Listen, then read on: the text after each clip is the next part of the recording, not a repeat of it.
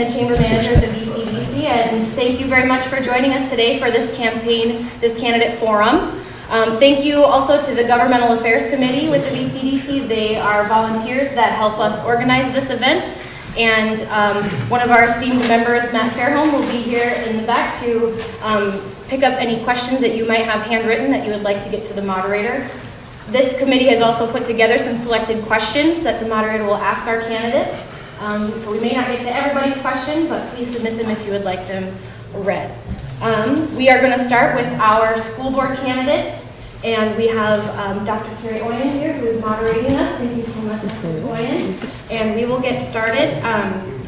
We have a timer, and a program is in the back. We also have some refreshments, so help yourself. And I would also like to remind you, please silence your phones if you're able to. Otherwise, candidates will take it away. Wonderful. Well, thank you so much.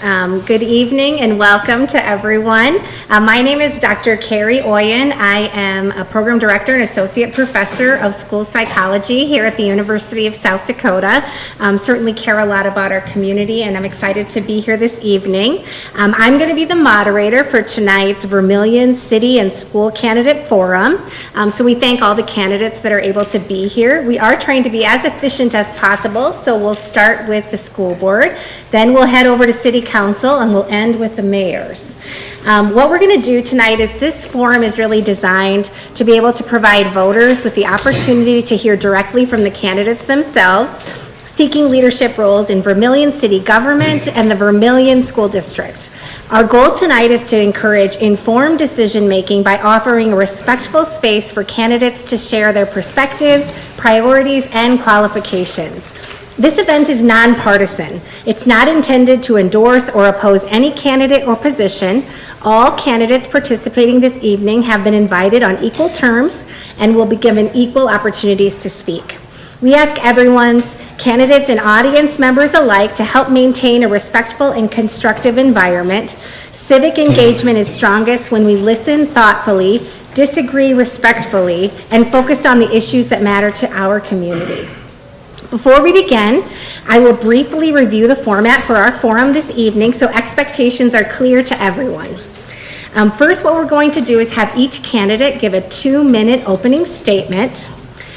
We also want everyone to know that as the candidates participate, they will have equal time, so we will ask a question, and then they will have 2 minutes to respond to that question. The other thing to note is that we will rotate the order in which candidates are answering the questions to make sure to give an equal opportunity.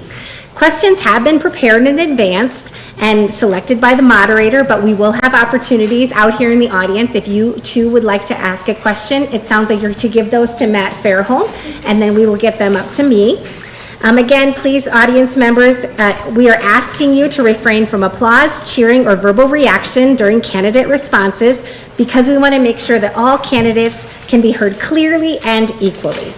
And again, as we conclude this time, I will say it now and I will say it later. It's so important to engage in our civic duty to vote. So keeping in mind that June 2nd is coming, and we want to make sure that everybody engages in that process. All right, so welcome first to our school board member candidates.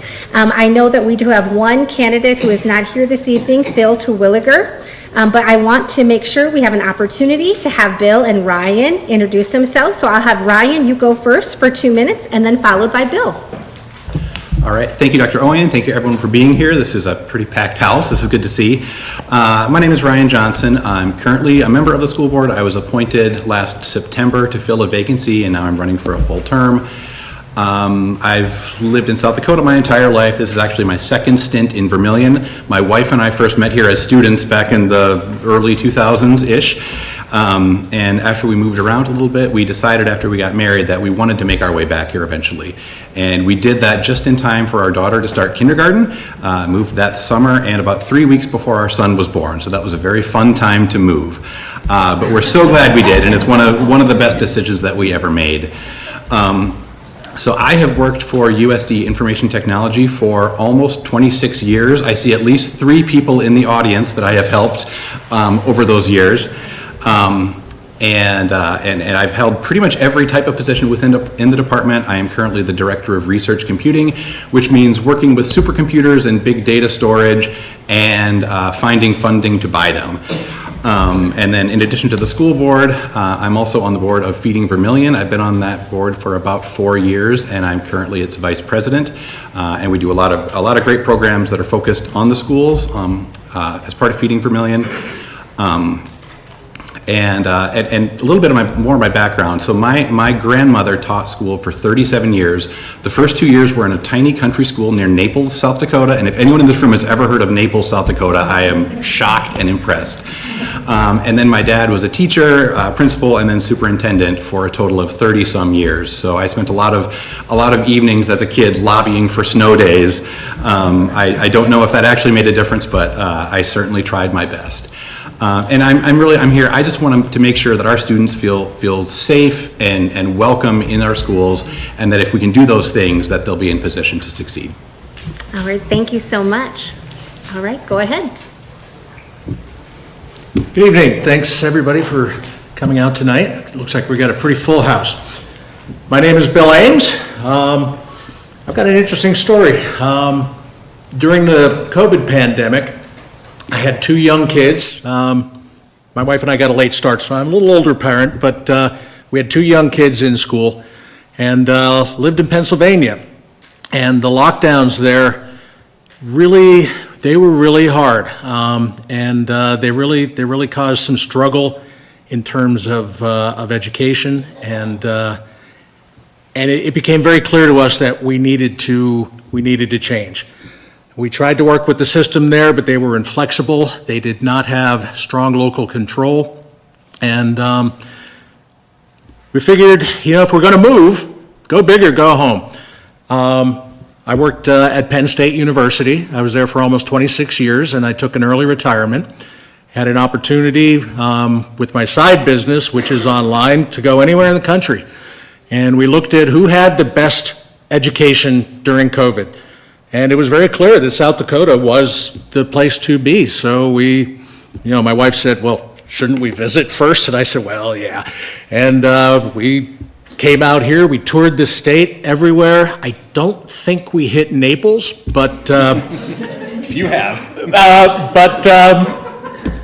We came to Vermillion, and coming from a university town, it just seemed familiar, and it really gave us the opportunity to give my children the kind of upbringing that I had in the 70s, and a sense of community. And the schools really sold it. We interviewed Sam Jacobs, and that was it. Here we are. All right. Well, thank you so much for your introductions. So now I'll ask the first question, and the order that we're going to go is the first question. First, Bill will respond, and then Ryan. The first question is, what do you see as the most pressing challenges facing our district, and who will you consult to advise and inform your decisions? All right, go ahead, Bill. I guess, we came here because the schools were excellent. And they have, in the last 4 years that we've lived here, they've really been wonderful. My kids have thrived, and the challenges are because the world doesn't stay still. The world is dynamic, and changes happen. And some of the challenges that face us, we don't even know yet. I have a strong IT background, so I tend to think in terms of technology. As a senior systems administrator at the Penn State College of Engineering, I solved a lot of technical problems, things that were on the forefront. Right now, that's AI.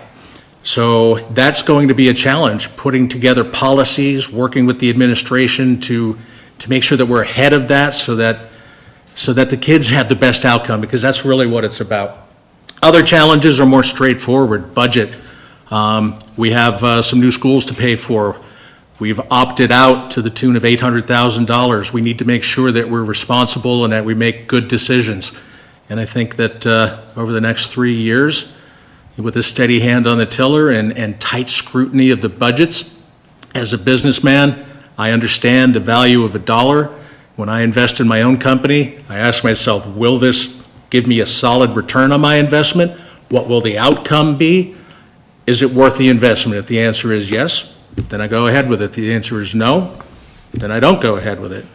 And I think being part of the board, you're not alone. It's a team. Everybody brings their own experience, their own dynamic to that.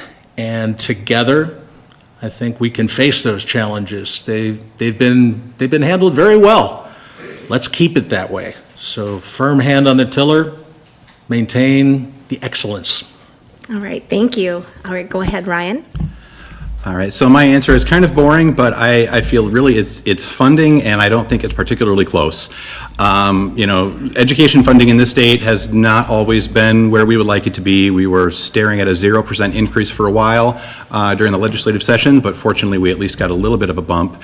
And then couple that with the last couple of years, we've had a little bit of a dip in enrollment, and with the way our state funding is formulated, we get a certain number of dollars for every student that we have enrolled. So a small dip in enrollment, each student that we don't enroll, that's thousands of dollars in reduced funding to the school district. And so if we do have a little, say a 1% decline, most of our costs are very large fixed costs. We have new buildings, we have great teachers, we pay health insurance, all of those things. You can't just take a little bit off of that. Those are large fixed costs that are difficult to adjust if you have a small, even a relatively small dip in your funding. And that's where I think as you deal with that, you have to really talk to the teachers and the administrators, because we have limited resources, and you have to really look at those people who are closest to the need to make sure we understand what do we need to prioritize and what do we need to fund.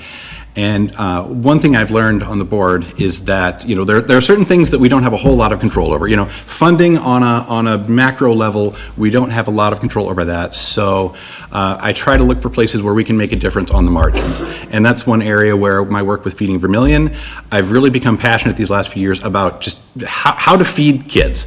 And at Feeding Vermillion, we introduced last year a program where each elementary student is given a daily snack. We did a district-wide free lunch day in March, and just looking at more ways to just kind of help lighten the load a little bit on our students and families, and let them focus on learning and not have to worry about getting those snacks and paying for lunch. All right, thank you very much. All right, the next question is near and dear to my heart. As a school psychologist, one of the things that what I train my students to do is to think about how we engage with our families and our community. So this next question is, how will you work to engage families and the larger community to ensure that all voices are heard in decision-making? So this one, we'll start with you, Ryan. Well, yeah, it starts with just listening and keeping an open mind and listening to those voices. And sometimes they may not be very loud. You might need to really, really work hard to hear them. And I think it's really, really crucial to try to listen to the families of students that maybe don't have all the resources as others. My kids are going to be, I'm not worried about my kids. They're going to have money in their lunch account. Both parents are home in the evenings. They have all the support that they need. But I understand that not all families have that luxury. You have maybe parents that work multiple jobs, or they may have unstable living situations, just difficulties that I think we need to be thinking about those students and listening to those families as we make decisions as a board. Go ahead. So the question was, how do we engage with families? And this touches on the very core.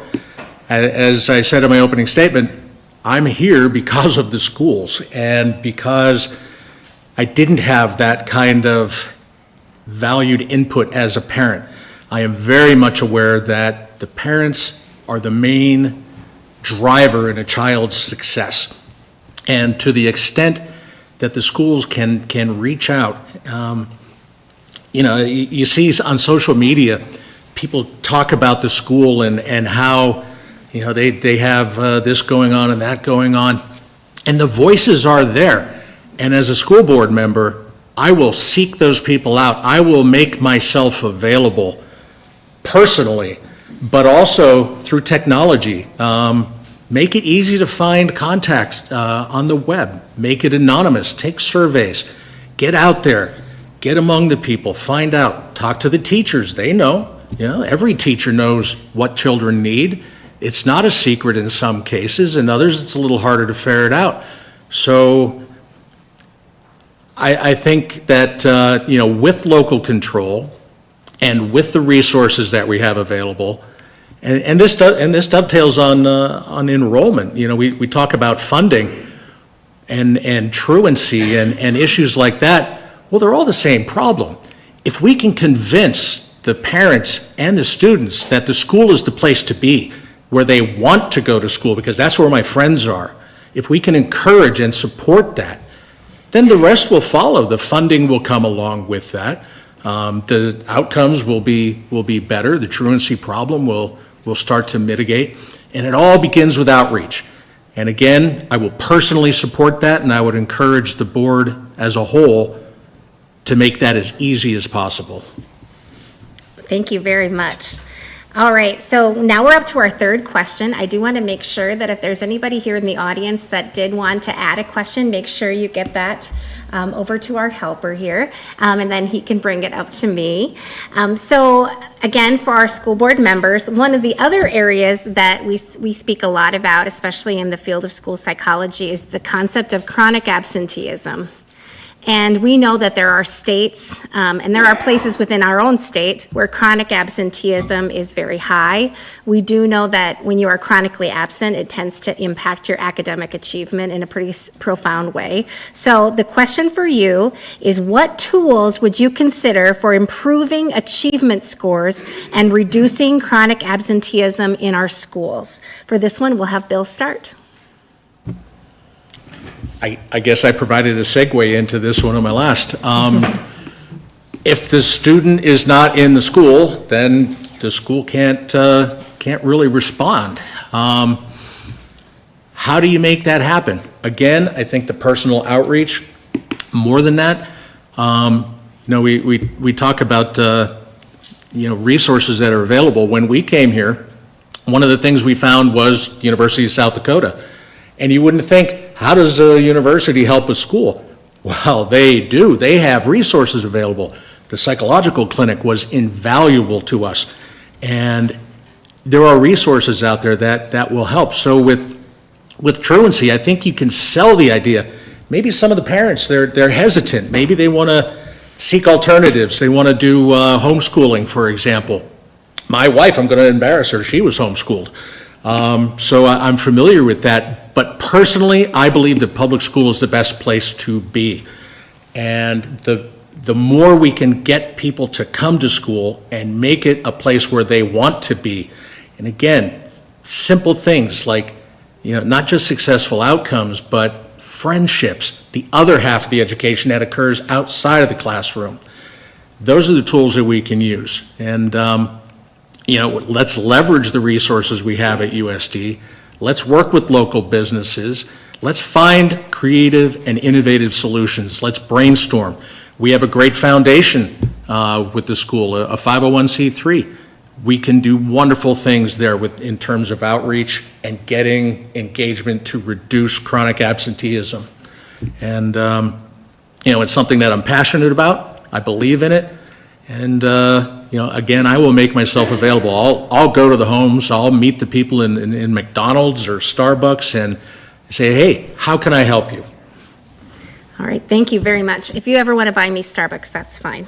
Okay, back to business. All right, Ryan, what's your answer? And I'm a non-coffee drinker, but I would take you up at McDonald's. Okay. So boy, Which has excellent coffee. Yeah, so I've heard, yes. Bill took a lot of what I was thinking for this question. I think he covered it pretty well. I think it starts with making those students feel safe and welcome in the school, like it's a place where they belong. Really the achievement and the attendance, they are absolutely tied together. If you have a student who's maybe falling behind, then they're going to be less motivated to come to school. And if you're not in school, you're likely to fall behind. And that's where I think just continuing to support our teachers, I will take this set of teachers over any set anywhere. A story that I love to tell, when we first came, so our daughter, she was very nervous about starting kindergarten. And we lived in Yankton at the time. We drove over for kindergarten roundup. And we didn't tell her where we were going. And as we parked on High Street by Austin Elementary, she started to catch on. And we went in there, and she was terrified. She was clinging to our legs. It was a bit of a disaster to start. And it was almost a kicking and screaming situation as she had to be separated from us.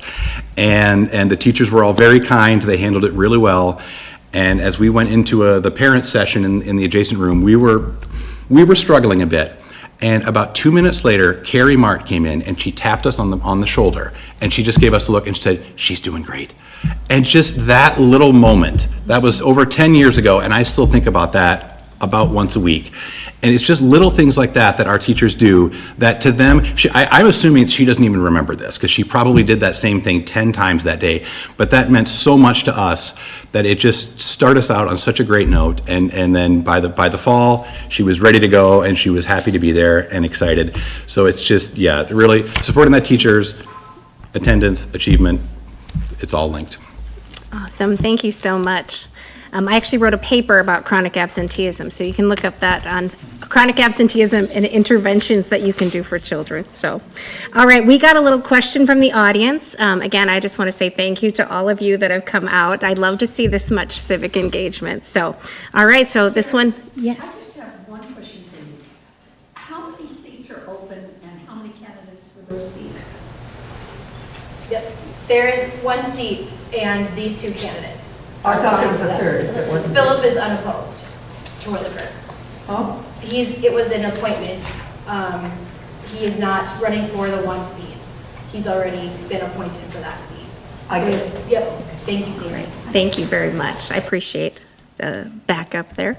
All right, so that's okay. Yeah, it gets to be a little bit confusing, but all right. So the question from the audience. So for this one, we'll have Ryan go first and then Bill.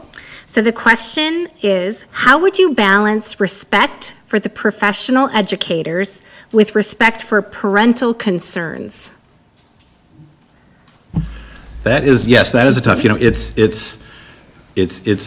it's a tension and a balance there, and I think you really have to listen to both, and in some situations, you may need to get parents and teachers together and talk through a situation.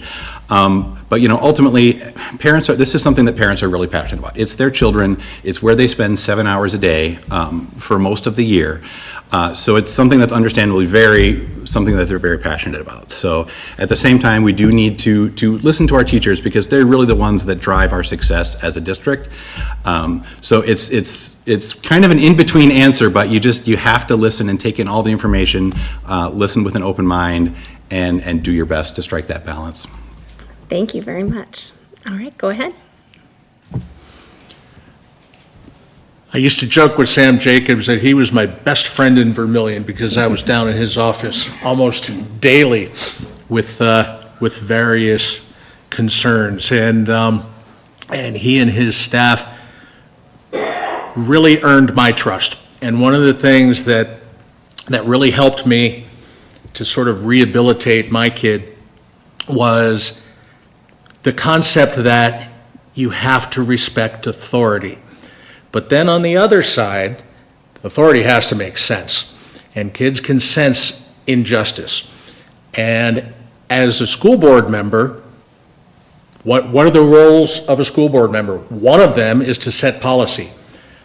I will make sure that the policies are equitable and that they are consistent and that they make sense, because then you can use that and that fairness and that equity to sell that to the kids and say, look, you have to respect this authority. I respect the authority, even when I disagree with it.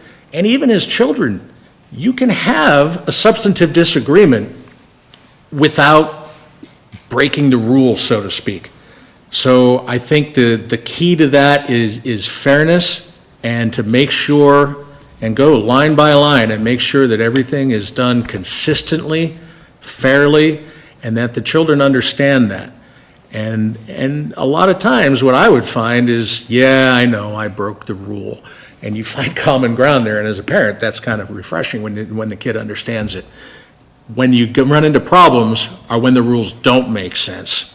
And I think one of the refreshing things about Vermillion School District for me was that it was very easy to back up the teachers and the administration because their rules by and large made sense. I'd like to keep it that way. All right, thank you so much. Well, this ends our time with our school board candidates, and I know it went by so fast. So what we'll do at this time is we will go ahead and we'll let you guys be excused, and then up to our stage here, we will welcome our city council candidates. So I believe in person, we have Jeff Gilbertson, Rich Holland, and Mary Redland. So you can come into the hot seat here.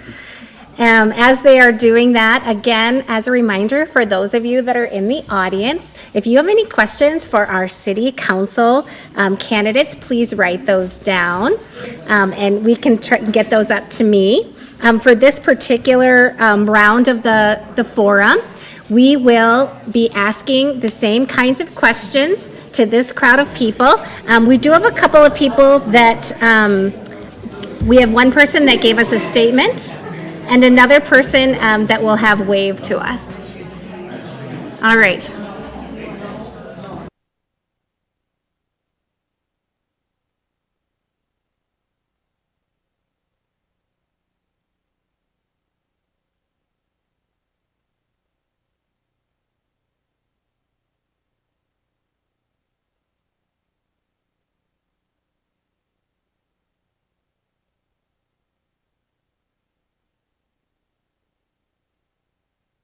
Person's on, that means your mic's on.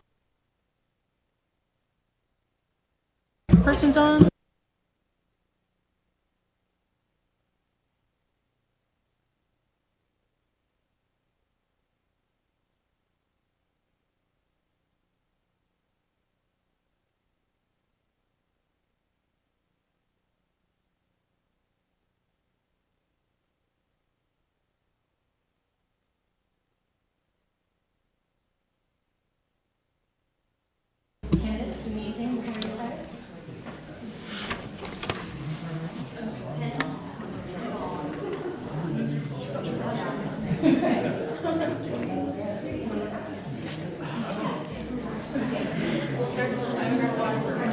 No problem.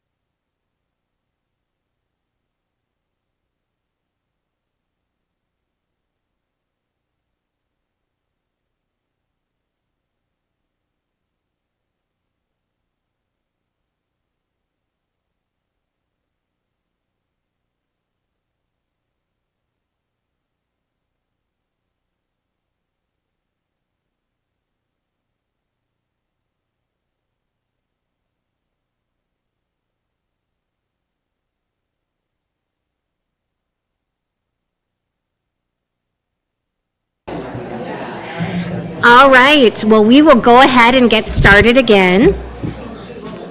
So for this next part of our forum, we're going to be talking to our city council candidates. I do want to just give one mention here. I know we have David Lias here, and he is running unopposed in his ward, so we'll give a wave. We don't have you in the hot seat today, but if anybody wants to ask him questions, I'm sure he'd love that. The other person I wanted to acknowledge is Dr. Julia Helwig. She is running unopposed for the Northeast Ward, and she had some family obligations, so she asked me to read this for her. So I will read it out loud. Thank you all for your patience as I'm unable to deliver this message in person due to family obligations. I don't want to take too much time as I want to ensure this time is used for debates between active candidates, but I appreciate the moment for a message. I've been interested in politics and community building most of my life, but until 2018, shortly after my daughter was born, I never thought I would be in politics. I have been a student and then an educator of politics. I've supported political campaigns, and I have even co-founded a political training program for women. In those early years, I learned a lot about good governance and the strength of our excellent staff and our commitment to evidence-based practices. In 2022, I was happy to knock on your doors with both of my children to earn your vote. Now I'm excited to be running for my third term as an educator, a mom, and a community member. These have been some of the most rewarding years and moments of my life. Serving the people of Vermillion on everything from the mundane to the important has been my pleasure and honor. In these last 4 years, we have made substantial progress in sustainability, community building, and development. I'm happy to see Vermillion continually recognized as a vibrant cultural hub in South Dakota, and I will continue to support the arts and tourism programming. Overall, I've supported manageable growth and focused on sustainable solutions for the economy, society, and the environment. I have continuously worked hard to craft sound policies and procedures that are fair and thoughtful. We are growing as a community, and we will continue to do so, but that growth and change must be manageable and planned. I will continue to support the economic and social development programs, thoughtful zoning and housing efforts, and fair institutional procedures. Thank you for trusting me to be a part of this conversation. So thank you to Julia Hellwig, and we appreciate your sentiments. Okay, so now we're here for our next part of the City Council candidate questions. Again, we'll have the same format. We will allow each of you to have an opportunity for an opening statement, so you'll have 2 minutes, and then we will ask you a round of 5 questions. So when we start here, we're gonna have Mary go first, then Jeff, then Rich. So please give us an opening statement and introduce yourself. Okay, my name is Mary Redmond, and first of all, crowd tonight, and I'm so excited because I know a lot of people, so that's kind of fun. I know it's the Southeast Ward, and I know when people are driving around the Southeast Ward, they're wondering, who is this Mary Redlin that they see on these red yard signs? Well, I moved here in July of 2024, so I'm fairly new to Vermillion. I moved here for 2 reasons. Number 1 was family. And number 2 was, quite frankly, I wanted to live in a college town. Lots of opportunities for people like myself. And so I said, hey, how about Vermillion? So I moved to Vermillion, not knowing that the number 1 thing about Vermillion that I would enjoy is the people, the community itself, how opening they are, how just, it's vibrant. You can feel it. It's vibrant. This is a vibrant community. And so I'm so happy to be here. And I thought about, what can I do? I'm a service-oriented person. What can I do? And I said, you know what? I'm going to run for city council. So here I am. A little bit of my background. I was in the telecommunication industry. I worked for AT&T for a number of years in Silicon Valley. I then became I wanted to give back, so I became a United Nations volunteer. I lived in Uganda for 6 years. I worked with the government of Uganda as well as the United Nations to help entrepreneurs start their businesses and get their businesses growing. I then moved back, after those 6 years, I moved back to Watertown, which is my original hometown. Watertown, I was born and raised. I have good South Dakota roots. And I worked there. I bought a building. I worked in the downtown. I'm a big believer. I love downtown Vermillion. I'm a big believer in the heart of the city is the downtown. Worked on the Urban Renewal Board, worked a lot to try to get the downtown renovated in Watertown. And then after that, I was a caretaker for my mother for 5 years, and then I moved to Vermillion. That's my 2 minutes. Oh, I know, it goes by so fast. All right, go ahead, Jeff. Thank you. Thank you all for being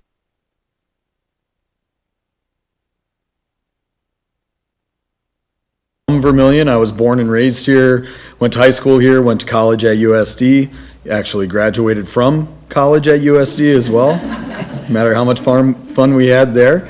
I met my wife after college. Her and I live in Vermillion.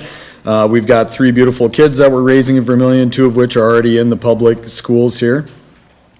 And yeah, that's pretty much it. Both of us work for smaller, privately owned businesses in Vermillion, and we love everything about it. So I'm running just to help support that. Awesome. Thank you so much. Rich? Thank you, Dr. Owen, and BCBC, and people in the audience. My wife and I are transplants from Southern California, dating back 25 years. We heard about Vermillion in Southern California and the National Music Museum from the Renaissance group that we played music with, and decided to retire to South Dakota. We could not find adequate housing at that time when we first came here, so we ended up for our first 10 years in Lenox. And then we moved to Vermillion in 2000. My wife received her bachelor's degree in music here from USD, and we became very active in the arts, the music, in this community, and then later with the Shakespeare Festival. I became interested in city council in Lenox, where I found deficiencies with the city. The roads were poor, the utilities were unreliable. I see somebody leaning. Can you hear me? Is it okay? Thank you. Better? Good. Okay. And there was an opening in Lenox, and so I served in Lenox on the city council for 8 years. When I moved for Vermillion, my good friend who's in the audience, Ted Munster, suggested I run for city council. I did so and was successful, and I discovered a very well-run city and city departments and administration. And I have been on the city council here for the past 12 years, and I would like to continue. Thank you. All right, thank you so much. I didn't realize this, Rich, but we have a connection because I was the school psychologist in Lenox for 10 years prior to my entry into academia, and now I've been here for 9, so look at that. A lot of people come from Lenox to Vermillion.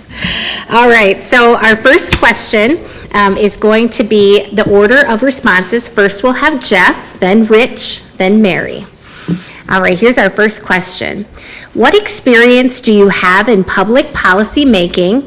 Even if you have little or none, how will you gain an understanding of the laws, regulations, and policies that affect our city? All right, go ahead, Jeff. Yeah, I don't have a ton of background in policy making, but with my experience that I've got, with my career that I've built over the last 20 years, I bring a lot of just real world decision making. I'm excellent at budgeting, prioritizing, very accountable for all of those things where I currently work, so I know I can bring that to the group here. Also, I live in Vermillion. I've lived here for a long time. I understand how the policies can impact citizens here by being one for so many years.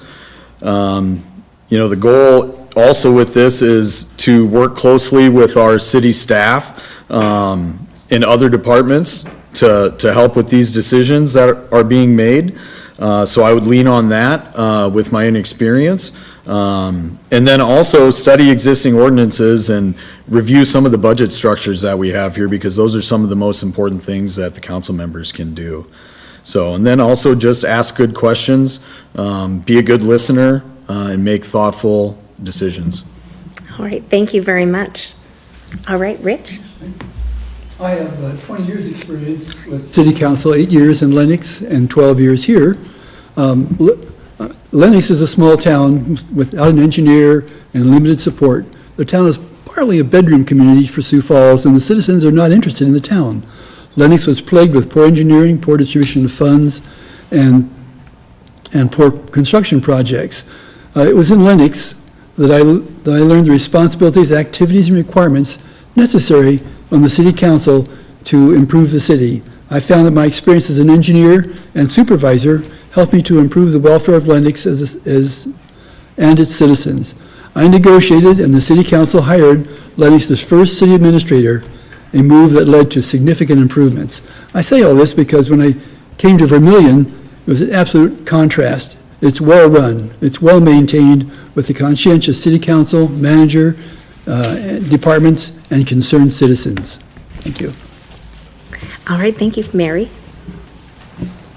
Well, I as well do not have public sector experience, but however, when I decided to run for city council is when I really started my research. I didn't decide just out of the blue to do it. I actually did some research. I started watching past council meetings. I started looking at different various ordinances. In fact, last Friday night, I said, I really don't know too much about the police, thank goodness. So I said, you know what, I'd like to do a ride-along. And it was no problem, I could do a ride-along, and it was really an eye-opener. You'll all be happy to know it's kind of quiet here in Vermillion. So I was expecting a Friday night excitement, but it was such a wonderful experience for me that the police department was just, he did everything he could to explain to me exactly how the department worked, who the chief was. He introduced me to everybody. He showed me the whole, around the whole place, and it was just a great experience for me. So I feel really good about the people that are working for us here in Vermillion in the staff offices. I've also talked with the city manager on a number of times, and he's always been very supportive. So I think when you're looking at a new person coming into it, there's research that I need to do, and I need to continue to do. And that's okay, because I love it's all about lifelong learning. I see some Ollie people in the audience, so they'll know that lifelong learning is what life is all about. So I have really dug in and really started doing my research on city council and the city of Vermillion and what is required of me as a city council person. Oh, thank you very much. All right, so for our next question, it actually came from the audience. It's a little more controversial too, so this will be great. All right, what we're going to do is we're going to go first with Rich, then Mary, then Jeff. All right, so regarding the situation with ICE in Minneapolis, what leadership would you bring together to protect all of your Vermillion neighbors? All right, Rich. Thank you for the question, a very interesting question. ICE needs to be monitored, is the best way I can put it. And the fact that if they decide to come to this town, that's fine. We certainly cannot restrict that, but we should be observant. We should know what's going on and who they're contacting and why. And if at all cases, record it. Let it be known. It's the only thing we can do is at this point. I haven't studied the activities that ICE does, except that in the news articles, they say that they're using unorthodox methods of arresting people and finding things. And we need to make sure that if we have the situations where they come in, what they want to look at, that we know what it is and what they're doing and with whom they're doing, and to be published and well-known. I can't think of another situation to do. I mean, we can't chase them out, so to speak. And in some cases, they have a purpose to be served. All right, thank you. All right, Mary. That's a very good question. I think the first, when you asked it, the first thing I could think about was Minneapolis and the grassroots efforts that Minneapolis did during the ICE raids in Minneapolis. So I think that there is already a grassroots group here in Vermillion. It's called Vermillion Rising. So I'm sure that they would quickly organize, and I think that's what you really need is a grassroots effort, because we don't want, we do live, we have a constitution, and so we should be living by that constitution. We do have laws. That's the problem right now, is that we're not abiding by these laws that we have. We do have laws. So, all right. So we need to make sure that we're following those laws. So that's what I would say. I have also been keeping my ears to the ground, because this is something that is very near and dear to me. And so I do know all of the work that's been done in Minneapolis. But I think a grassroots effort is really what is needed when you're talking about fighting an organization like ICE, who has so much hate in their hearts. And you know what? Vermillion does not have that hate. Thank you. All right, Jeff. I don't have a lot of opinions on it, I guess, but, I think a lot of that stuff is shared through social media right now. The biggest thing that I think I would do is just share and be transparent about what's going on, why they're here, what it is they're doing, and make sure everyone is fully aware of that, so. All right. Thank you very much. All right, so now we're going to move into an area of talking about economic growth. So for this question, we will have Mary take the lead, then Jeff, then Rich. All right, so for this question, what is the role of the city council in promoting or slowing economic growth? All right, a city, a city doesn't do it on its own, but a city has a lot of influence on a growth. A specific example would be, especially here in Vermillion, would be the Bliss Point. They did give TIFs to that, for that to go on, and that was one of the things that, you know what, it really spurred economic growth, and it really helped the city, I think, by having Bliss Point. But you also have to look at, are we in other areas, are we being too stringent in our ordinances and our zoning patterns, are they too strict? Because right now, we have a pretty strict zoning. My understanding is we have pretty strict zoning on how big or how small a house can be, and you can have like a mother-in-law house behind your house. And I think we just need to relook at some of those things right now and say, is that something that we need to do or not?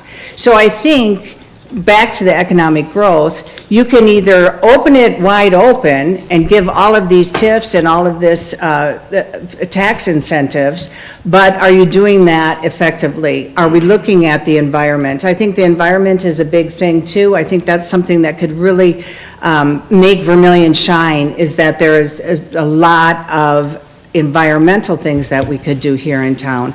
But yes, the city has a big role to play in, do we want to go fast, do we want to go slow, or do we want to have balance? And I think balance is important, especially when you're talking about other factors like the environment. All right, thank you very much. All right, next up is Jeff. Yeah, so I was and still am an ambassador on the chamber. I was also a volunteer on their Grow campaign. So I've dealt a lot with this, but the council basically meters our growth through zoning, infrastructure, some tax policy to a certain extent. That is their primary role on getting things to speed up or slow down a little bit depending on what's all going on. Obviously, the more we grow, it can broaden our tax base, it can help businesses grow, it can create jobs, we can get younger families to move to town, stay in town, things like that, but also you have to be aware of growing too fast and not so much organically. If it outpaces the infrastructure that we have, then we're going to have constraints, and that can lead to overspending to get those fixed, and then also raising costs for taxpayers without actually increasing value. That's some of the problems. So I think overall, as long as we do it smart, organically, sustainably, and not at too high of a cost, then it's all good.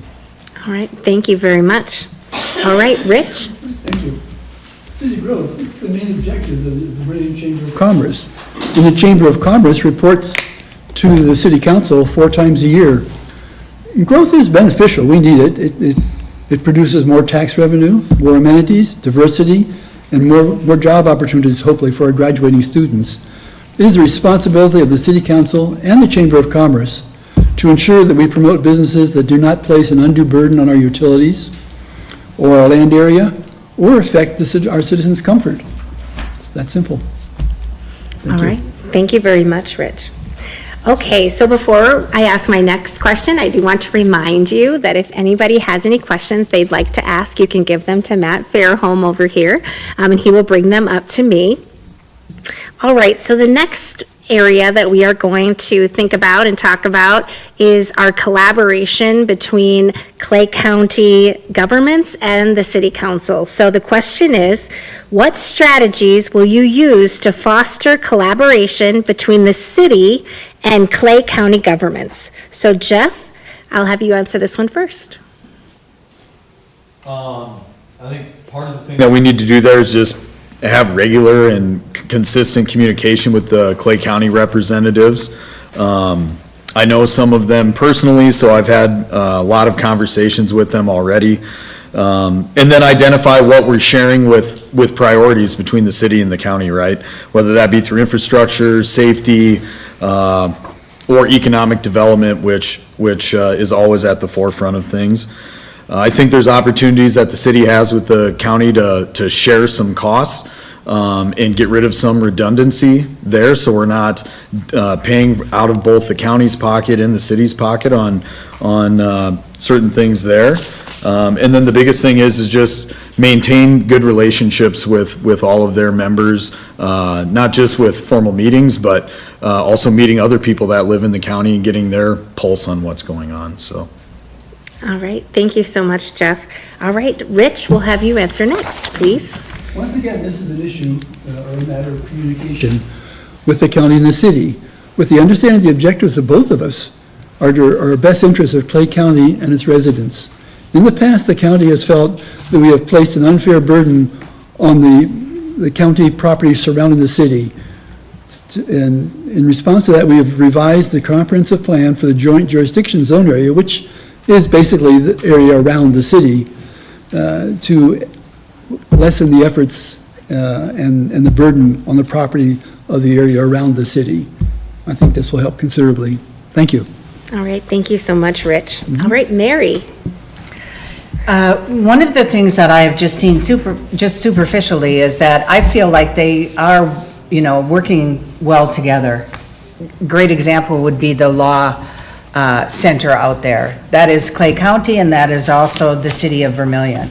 So it's a beautiful building, but it's a shared space, and I think that is appropriate. Another thing is, I'm a volunteer at Feeding Vermillion, and in Feeding Vermillion, that is not only the city of Vermillion, but that's also Clay County representatives. So there again, you have an organization that is doing both. So again, when you talk about meetings, I know that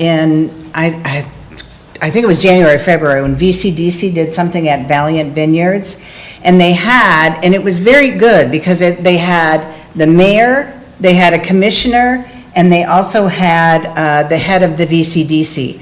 And they gave kind of an overview, and it seemed to me that they were working quite well together. And I think that's the key, is just that communication, like Rich said, like Kevin said, that communication is extremely important going forward. But from what I see right now, there are some really great places that there's synergy happening between the county and the city. All right, thank you so much, Mary. All right, for our next question, we're going to go on kind of the other side of politics. And the next question, our order is going to be Rich, Mary, and then Jeff. The question is, how will you handle criticism from constituents or the local media? It probably won't happen, but in case it does. All right, Rich, you're up. Well, I guess I feel pretty confident in this because I notice my answer is kind of short. In most cases, the lack of understanding is by a citizen or by me of the situation and why the decision was made. Usually, discussion and better understanding between two parties resolves the issue. I'm always open to conversations by phone or email or text and response. And this city is very active in holding open meetings. And I think with this and with discussing an issue, we can always resolve it easily. Oh, thank you very much, Rich. All right, next up, Mary.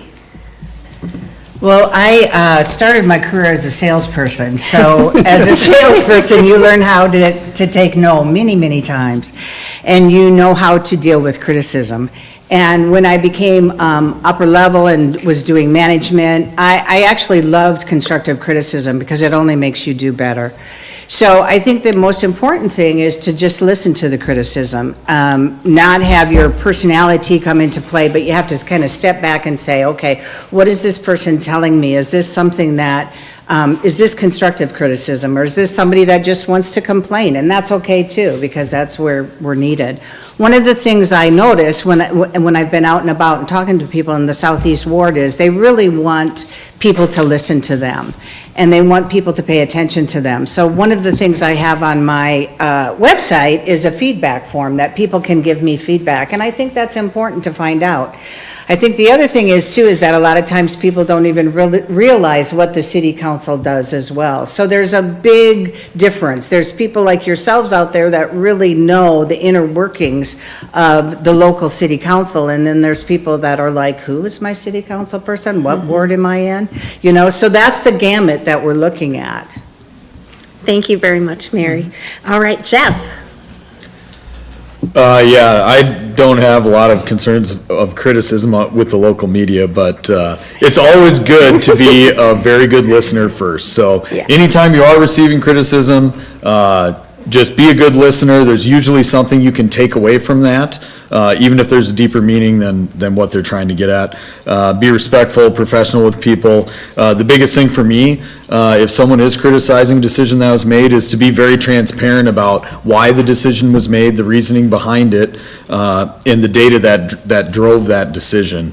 And then also, just don't take it personally, everyone has a right to their opinion, and just because they're criticizing you about it doesn't mean that it's something that they're personally attacking you on, so.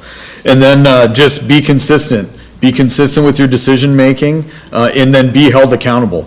Be held accountable to the decisions that you make, if there is criticism with it, so. All right, thank you so much. Well, because you guys are such efficient question answerers, we're going to ask you more questions, so I'm very excited. Woohoo! It's a gift. Oh, good. And somebody from the audience. This is very good. All right, so we're going to maybe ask you 2 more questions. So right hot from the audience here, the question is, how can we better retain talent amongst city employees? And how are we encouraging growth with city staff? So for this one, we will have Mary go first, then Jeff, and then Rich.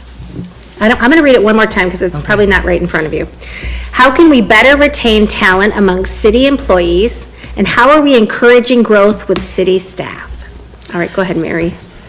Okay, it's a little hard for me to answer that question because I am not on the staff, so I don't know how they are doing that. But I can say that one of the things you need to look at to retain staff is, I think a lot of times people think, oh, it's money, it's money, it's money, and they throw money at things.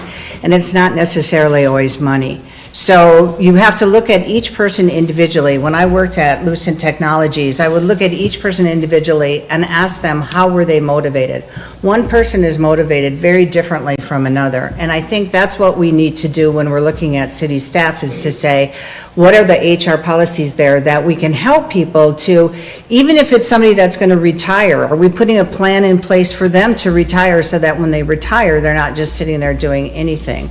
So I think HR is that's a key element of the HR department, to say, okay, what type of programs do we have in place for each individual to have their own individual training session or their projection of what they want to do in the future. I think that's very important. All right, thank you so much, Mary. All right, next up, Jeff. Yeah, so for employee retention, I think, following the DISC program and learning where people are on that chart so you can learn to communicate with them. Once you know how to communicate with them, then challenge them. Challenge them to be doing more and doing better, so they don't get bored with it at work and want to choose some other job to be challenged more. As far as growing it, or the growth with the city, I don't have much of an opinion on that, other than as long as it grows organically with the growth of our city and we need those positions, then I'm all for growing our city staff, so. All right, thank you so much, Jeff. All right, Rich. Thank you. As she mentioned earlier, money isn't the answer. It isn't the total answer. As a supervisor for many, many years, I found that the environment, the working environment, plays a whole lot in the picture. If you're happy where you are, you're comfortable where you are, and it's a comfortable place to work, that means a lot to everybody. The next is communication, so that you know your responsibilities. You know if you have questions, who to go to. And then second, and on top of that, is good evaluations, whether they be twice a year or once a year, so you know where you stand with your department and with your coworkers. Those things together make you a comfortable worker, and you're likely to stay. Also makes you a person who's happy to say, I have a good job, and if you worked here, you'd like it also. So they're beneficial to everybody. So once again, a nice environment to work in, a full understanding of your responsibilities and your opportunities, and we will do well. And we are doing well. All right, thank you so much, Rich. Okay, for our last question, we're going to first ask Jeff, then Rich, then Mary. So the question is, what are 2 or 3 initiatives you would like the council to consider to move Vermillion in the direction that you think it should go? And so again, we'll start with Jeff. Property tax relief is a huge thing that everyone I walk and talk with brings up all the time. If we can expand our tax base with smart development processes here and the right things, I think it can help with that. Infrastructure, as long as we're ahead of any growth that we have coming, like I said before, if we can have that infrastructure ready or budgeted for what that growth looks like, then we can be prepared for all of that. And then just quality of life in Vermillion. I think even recently Vermillion's done some really great things as far as newer parks, renovating certain things, and just really supporting all of that part too, because that's a huge part of all of the constituents of Vermillion. Awesome. Thank you so much, Jeff. Rich? Thank you. I believe Vermillion is moving in a positive direction at a respectable pace. A key factor in the development and improvements of Vermillion is simply to keep it running with dependable utilities, good amenities, and a safe community to live in. It is the responsibility of us, the City Council, to maintain the city and keep the equipment and utilities up to date so we can respond rapidly to any repairs or emergencies when necessary. I think we're doing a very good job, and this should continue to do so, always looking for new opportunities, of course. Thank you. Thank you so much. Mary? There are a couple initiatives that I'd like to see, and these are all based on what I've heard from other people. It's not just Mary Redland, but this is what I've heard from my constituents so far. And number one thing is the bike trail. The bike trail is short, the bike trail needs to be restored. So I would like to take a look at the bike trail and see what we're doing there with it. The other thing I'd like to look at is doing a feasibility study of the city and how we are doing as far as being environmentally responsible. When I worked at AT&T, I was responsible from them going from analog to digital. I really believe now we need to go from fossil fuel to green energy. So what do we need to do here in Vermillion? And we're not going to do it tomorrow, but what's the feasibility? We already are this city that has this great art scene. In fact, we're one of the 10 best art scenes. Number one, I think, small town art scene, number one. So why don't we layer over that the environmental responsibility? And it's an easy thing. One of the things I kept hearing people say is, oh, the lights downtown are so bright, it's like an airport at night. So with my police officer, the two of us went down and we cruised the street, and by golly, it was bright. And I'm like, I don't know if there's anything you could do about that, but aesthetically, if you toned it down, it would look better, because these are like really cool lights that we have, but with the bright lights in them, you can't really see the design enhancements. So just little things like that, a feasibility study to say, how can we move Vermillion from an art scene, and on top of that, a very vibrant, environmentally responsible city? Because we're going to have to, whether we like it or not. Thank you so much, Mary.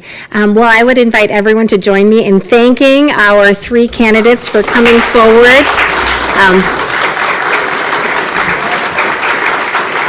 Again, I just want to remind you that they are running for the Southeast Ward. And again, Jeff Gilbertson, Rich Holland, and Mary Redland. So again, thank you so much. You guys get to be off the hot seat.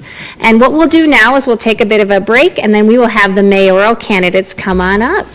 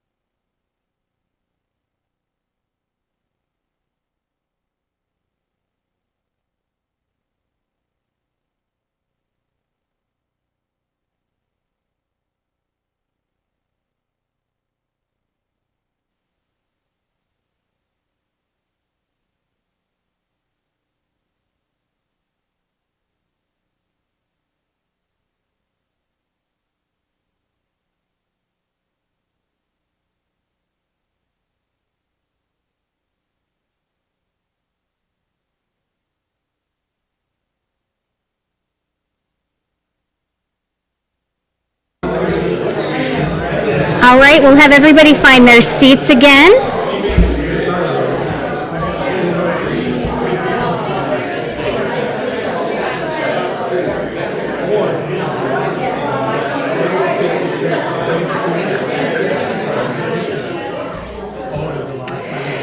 All right.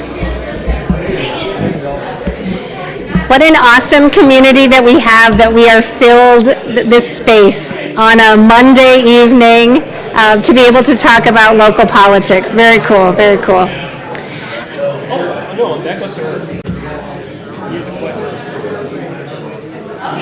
we are going to get started here.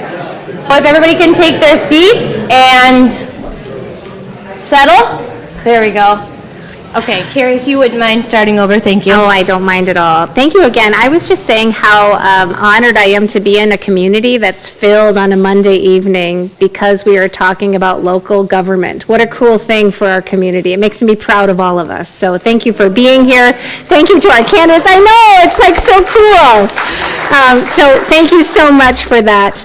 I do want to say, hot off the press, turns out we have another of our city council candidates who's running unopposed. So in Northwest Ward, Mike Murrah, you want to give us a little wave here? There he is, there he is. Do you want to say anything? A speech prepared? He has no speech, but we are very, very pleased that you are running in the Northwest Ward. So again, thank you so much for being here.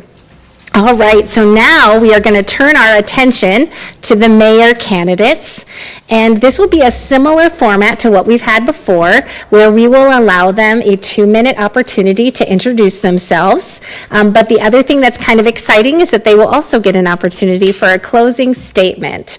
So what we will do first is we will have our candidates introduce themselves. We will start with Stan, then we will go to John, and then we will go to Kevin. All right, go ahead, Stan, please go ahead and introduce yourself. I'm just Stan Peterson, just a local, ordinary citizen, trying to make life better for you and me. Thank you.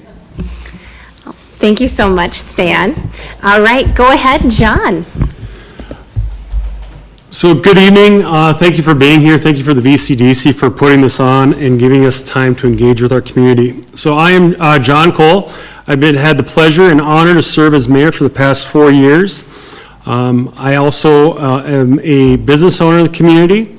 I have a family here in the community, a lovely wife, and actually 4 kids, 2 of which are off and on their own now, and 2 that are still at home with us. And my wife spends most of the time chasing them around into activity to activity. Prior to this, I spent 10 years here in Vermillion as a police officer serving our community, and 7 years of that in other communities as well. That's the foundation of my public service, and it continues to guide everything I do. Vermillion is a very special place that you guys all know. Over the past few years, we've been able to gain real momentum, and we've supported several new housing opportunities, critical investments in infrastructure, and strengthened partnerships in bringing new opportunities to grow our city. That progress has been driven by collaboration, transparency, and a focus on getting things done. But we also know that there's more work ahead, and housing remains a priority. Infrastructure must continue and be maintained responsibly, and we need to keep creating opportunities for our residents and local businesses. So I believe in a smart, intentional growth that protects what makes Vermillion great while positioning us for the future.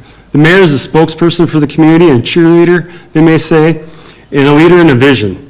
So I'm running for re-election because I want to continue that progress and that vision, and I bring experience, strong relationships to the local and state level, and a proven record for delivering results. So I look forward to tonight's conversation. I look forward to the opportunity to share more about myself and the direction that we're heading to as a community. Thank you. Thank you, John. Kevin? Hello, my name is Kevin O'Kelly. Thank you very much for all coming here, for you all. My wife and I came to Vermillion in 2012. We live in what my neighbors call the Ruel House, even though they haven't lived there since 1949. It's just one of those things. I love that about Vermillion, the consistency. I retired 2 years ago from the University of South Dakota as Assistant Vice President for Research, and I still teach there. I teach statistics and psychology. About 10 years ago, I started getting involved in civic life following a famous conversation with Kelsey Collier-Wise, who I see there. I'm giving her the stare. So I got involved about 10 years ago, and I do a variety of things. I'm on the City of Vermillion's Planning and Zoning Commission, as well as the Joint Jurisdiction Zoning Area Commission, which you're going to hear about that more tonight. Our joint jurisdiction plans our future growth, or helps direct our future growth. I'm on a few boards in town. I'm on the Clay County Historical Society board and the board of the South Dakota Shakespeare Festival because, you know, Shakespeare. And what else am I doing? I'm on the Local Emergency Planning Commission because I'm a chemist by training, and I'm on the POD, which is Points of Dispensing, which prepares for biological emergencies like pandemics. The most visible example of my community service or my civic engagement was during the COVID pandemic, which killed 1.3 million Americans. I worked with a variety of people to address that, a variety of teams, in fact, I should say. That I worked with the Clay County Commissioners, I worked with the City of Vermillion City Council, as well as the city staff, Sanford, K-12 School District, the University of South Dakota. And we had a very low COVID hospitalization rate, very low COVID mortality rate. But the point is not what I did. The point is I led a team. That is what I do. Our rewards we got for that was for our teamwork. I'm a team player, and I'd like to lead Team Vermillion. All right, thank you so much, Kevin. All right, I want to remind everybody in the audience that if you have any questions for our mayoral candidates, please give them to Matt Fairholm. I keep wanting to say Will Fairholm because that's who my daughter hung out with, your son, who's very nice too, Matt. So give those to Matt and he can get those up to me. But I will start with one of our prepared questions for you. All right, so this one is going to be John, then Kevin, and then Stan. So the first question, what are your top 3 priorities for our city? How do you plan to achieve them? So John? Well, thank you for the question. So top 3 priorities, housing and infrastructure, continued economic growth, and transparency. So in housing, we've already supported and gained over 100 new housing units or lots. And we need that momentum going by continuing to open up more land, supporting our infrastructure, and working with developers to meet demands. On the infrastructure part, we are making critical investments like wastewater treatment facility, our water treatment facility, our public safety center, to ensure long-term reliability while responsible with our costs. On economic growth, it's about continuing to partner with local businesses, attract new employers, and to build on the momentum we've created. And this is why we were named by the Governor's Office Economic Development Community of the Year this year. None of this happens by chance. It takes strong partnerships and steady leadership, and that's what I'm bringing. We've also recently expanded our footprint in the community. We've annexed approximately just over 230 acres of land. That's broadening our tax base. It's giving us room for future development and growth for our housing. We had a housing study back in 2022. We're in the process right now of getting a new housing study to see where we've come. That housing study in 2022 opened our eyes to our shortfalls, where we were at, and it's going to help us guide and plan us for the future. Also, we're currently, actually just got completed, and we're going to be reviewing it here soon, the East Side Utility Study. That's going to show what it's going to take for us as a city to grow east. It's going to help us guide us in our utilities and what we need to expand eastward as well. And momentum doesn't happen by accident. It happens with leadership and follow through. And anyone can talk about priorities, but I've already been here doing the work and moving us forward. And I want to continue doing that. And I also want to thank our staff and our city leaders in our staff that are great to work with and have helped us along the way. Thank you, John. Kevin? Thank you. Some of these answers are going to be the same because we recognize the same problems. But my vision for the future of Vermillion does include more affordable housing. It includes a better transportation network, and also it includes more civic engagement by some of our population who don't generally come to these meetings and get involved. On the issue of affordable housing, I see the next question or a question down the road talks about affordable housing, so I'll reserve my specific comments for that, my thoughts on what we can do there. But I will say it involves very bold changes in our housing regulations. As Mary Redland said when she was up here talking, whom I don't know Mary Redland, but she's absolutely right. We have room for some very bold changes in regulation that would allow for affordable housing. I'll talk about that later. Transportation. We don't have a regular bus route in Vermillion. We have an on-call transportation system. I think that doesn't serve our population as well as it could. Transportation costs, public bus route costs money. They don't break even. But the city tends to gain it back through increased economic development, economic growth of people that can now get to work easier. We'll talk about that, I'm sure, at length, and I believe that our new housing study will include this section on transportation. And also, by the way, our bicycle and walking path expansion. If we can bike places, then we don't have to drive. I think we should work on that as well. We did a bike study, we just haven't implemented the recommendations of it. Engagement of civic life, everybody talks about that. It's very hard to get people to be involved in civic life when they've got to feed their kids, they've got to pack lunches for tomorrow. But there are ways, there are techniques, particularly given modern technology, that we can involve people in our decision making. You elect us every 4 years, but that doesn't mean we don't want to talk to you until 4 years from now. We want to talk to you all throughout those 4 years. So I would work on that very hard. Thank you. Thank you very much, Kevin. Stan? This may sound away from business, but my first priority is the safety of our children. That they're not neglected or abused, and that people become aware of how to report child abuse, because they are the future. Children are our future. They need all the love, they need all the nurturing, all the encouraging they can get from everybody. And so that'd be my first priority. And then the second one is the good people in this town that own businesses, that are merchants, insurance salesmen, that we try to make things easier for them. We try to make it more profitable. And then the third one is to work on a solution for lowering property tax. 8 out of every 10 persons I talk to says that property taxes are too high. And, I don't know, maybe for elderly people, have a decline where they start at about 70, and by the time they get 96, they wouldn't be paying anything. So anyway, that is business. It takes care of itself, and that's when you need everybody to get together. Everybody do a little, and you figure out, what is possible and what isn't, and you go from there. Thank you. Thank you, Stan. All right, our next question is about affordable housing in Vermillion. Certainly, I do hear a lot about affordable housing, being a professor and having a lot of students that are in our community. So the question is, how will you address the growing concerns about the lack of affordable housing in our city? The order is going to be Kevin, Stan, and then John. Kevin? Thank you. As I said before, the answer to affordable housing is in bold changes for our zoning regulations. Zoning is not boring, okay? It might sound boring, but it's not. Don't try to read it if it'll put you to sleep reading it, but in actuality, in action, zoning is where it's at.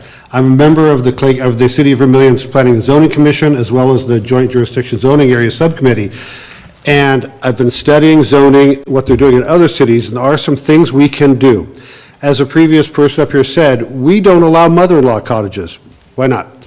We don't allow accessory dwelling units. Why not? We have limits on tiny homes. Some other cities do not have those limits. Let's reconsider lots, the minimum lot size we have for single occupant owner houses. Let's consider that. Let's consider density bonuses for people that do infill. Density bonuses are a proven way to make infill more economically palatable. You know, you have to make the property developer, he needs to make a profit. And so things we can do to make that happen are sometimes good, beneficial. Rent-to-own plans, sometimes those are subsidized by cities and localities, sometimes by the Department of Housing. Covenants to preserve owner occupancy. Parking spot formulas. How many parking spots do you need for an apartment building? Those formulas are, I'm not saying they're arbitrary, but they are adjustable, and ours are more restrictive than some of our neighboring communities. Let's revisit those. Height limitations. You know, and I'm running out of time, but we have what we call the missing middle. We have a lot of apartments, and we have a lot of 400,000 and up houses, but we don't have much in the middle. We really need to expand on the middle housing, the middle price housing, to allow our younger people to live in Vermillion. Thank you, Kevin. Stan? Well, it is an issue, and I don't know, you know, again, you know, you need a think tank. You got to get a bunch of people together and sit down and figure out how, you know, there's a guy from Tennessee 20, 30 years ago, and he wanted to build cube houses that was like out of mortar and have like just enough for 2 people to live. And it was a good idea. He was gonna, you know, down by the Vermillion River. I don't know. See, what's affordable to some is not affordable to others. And so, I mean, that's why I say you need to get more people together, decide. See, I'm a big believer in, you know, like in England, you pay by your income. You know, you pay 25% of your income to housing. So, I mean, there's no use trying to buy a house you can't pay for.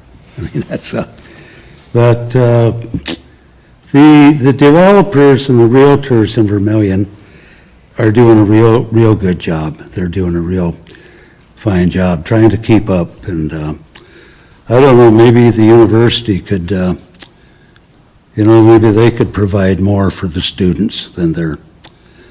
But like I say, it's an issue that has to be, in 2 minutes, you can't solve it. It takes a lot of real smart people and with sharp pencils.